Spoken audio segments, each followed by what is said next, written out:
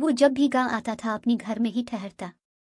आज भी वो काफी देर जमीनों का चक्कर लगाने के बाद घर आया तो बराबर वाले मकान से बड़ी दर्द भरी आवाज सुनाई दी। ये राजा हसन दी सदा राजमाने कद फेरा पावल गरीबा दे दे रहे हैं, ये पड़ोस में कौन सी माई मीरा आ गई है। वो सोचता हुआ अंदरूनी हिस्से की तरफ बढ़ गया। सारे घर की तमाम लाइट्स ऑन करके वो अपने कमरे की तरफ बढ़ गया था। चूंकि सारा दिन मसरूफ गुजरा था लिहाजा काफी थकन महसूस हो रही थी, मगर मसला यह था कि जब वो बहुत थक जाता तो फिर नींद बहुत मुश्किल से आती। वो जूं ही बिस्तर पर दराज हुआ तो अम्मा और बाबा की याद आंखों को नम करने लगी।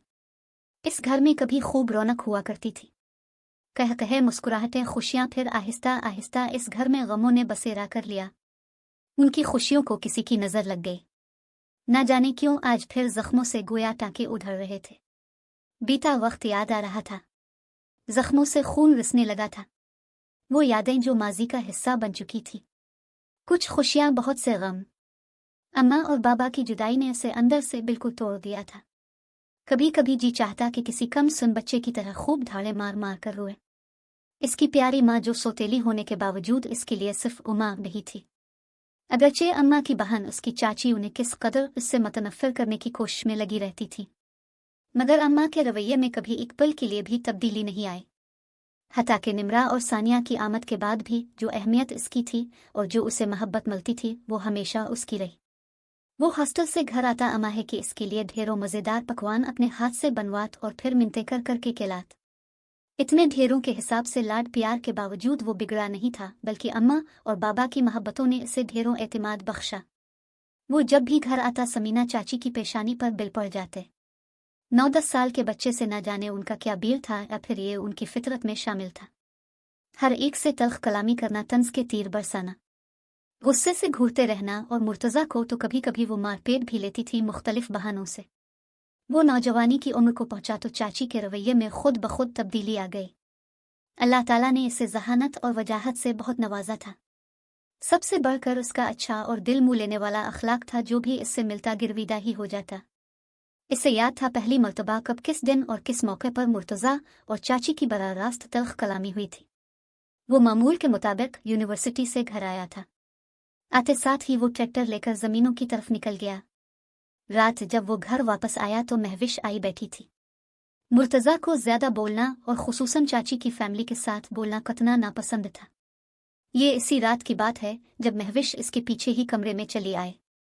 मुर्तज़ा अपनी नागवारी छुपाए महविश की तरफ मुतवज्जे हुआ। कोई काम था तो बाहर ही कह लेती, सबके सामने कहने वाला काम नहीं है। वो मानी खेजी से मुस्कुराए।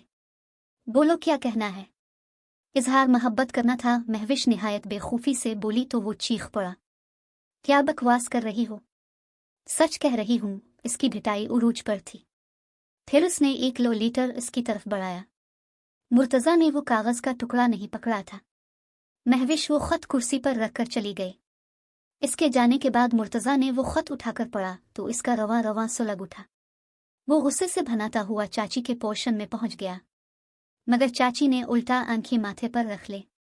उन्होंने चीख चीख कर सारा घर सर पर उठा लिया और रू रू कर दहाइयां दी। मेरी मासूम बेटी को इसने वर्गलाया है। समीना, होश कर बगैर सोचे समझे मेरे बच्चे पर इल्ज़ाम लगाने की ज़रूरत नहीं। सब जानते हैं कि वो ऐसा हरगिज़ नहीं। अम्मा और दादी दोनों ने समीना को जली किट्टी सुनाई तो उन्होंने मज़ीद वाविला करना शुरू कर दिया। हमें अपनी तरबियत पर फ़ख्र है। मेरा पत्थर आजकल के 6-6 लड़कों की तरह नहीं, और पूरा ख़ानदान जानता है कि हारून की बेटी मेरे मीर पत्थर की बचपन की मन है। दादी ने गरज कर कहा तो समीना जल भन गई और महविश साकित सी रह गए। इस वाक़े के बाद मुर्तज़ा ने समीना चाची को मुखातिब करना ही छोड़ दिया, मगर महविश ने अपनी घटिया हरकतों को तर्क नहीं किया था। वो जब भी घर आता महविश पहले से मौजूद होती। शेर और शायरी वाले कार्ड, खतूत और गिफ्ट्स जो कि वो चुपके से मुर्तज़ा के कमरे में रख आती थी, फिर उन्हें इकट्ठा करके इसके मुंह पर मारना मुर्तज़ा का काम था।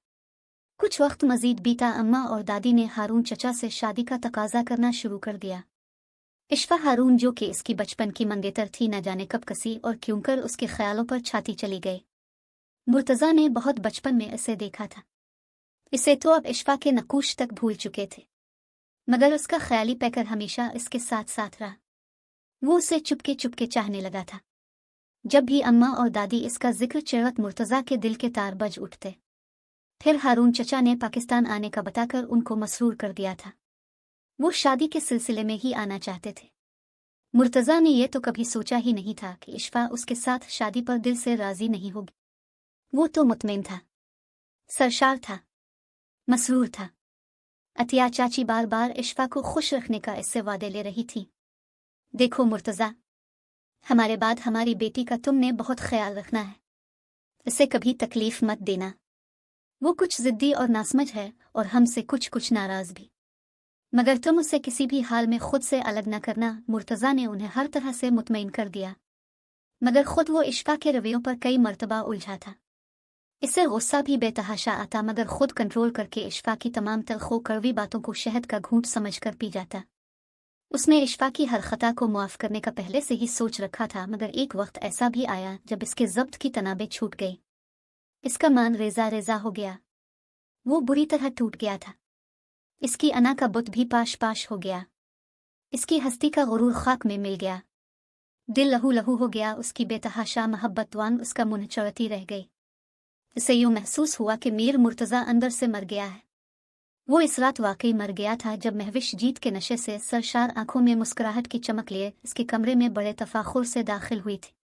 चली गई तुम्हारी इश्फा, चली गई। कितने मज़े की बात है, मीर मुर्तज़ा की बीवी अपने 2 माह के बच्चे को छोड़कर भाग गई, ना जाने किसके साथ, कोई पुराना आशिक बॉय फ्रेंड। हा वो कहे लगा रही थी, हंस रही थी। कहाँ मुँह छुपाओगे मुर्तज़ा? कितनी बेइज्जती की बात है कि तुम्हारी बीवी तुम्हें छोड़ गई, बल्कि तुम पर थूक गई। मैंने कहा था ना, का ये लड़की ज्यादा देर तुम्हारे साथ नहीं रह पाएगी। इन याश आवारा अमीरजादियों का भला किया भरोसा, मगर तुम पर तो उसके इश्क का भूत सवार था। वह मज़ा आ गया है। इसी दिन के लिए तो मैं बेकरार थी, बेचैन थी। अब मेरी रूह भी पुरसुकून हो गई है। वो उसे पत्थर का बुत बनाकर छोड़ चली गई, और फिर सबने देखा कि मुर्तज़ा हैदर ने हंसना छोड़ दिया है। हंसता तो वो पहले भी कभी नहीं था, मगर लोग कहते थे कि वो ना भी मुस्कुराए तो उसकी आंखें मुस्कुराती हैं। आपको मेरी कहानियाँ कैसी लगी? कमेंट करके लाजमी बताएं। मज़ीद ऐसी कहानियाँ के लिए चैनल को सब्सक्राइब करके बेल आइकॉन प्रेस कर लें, ताकि आने वाली हर नई वीडियो का नोटिफिकेशन आपको मिल सके।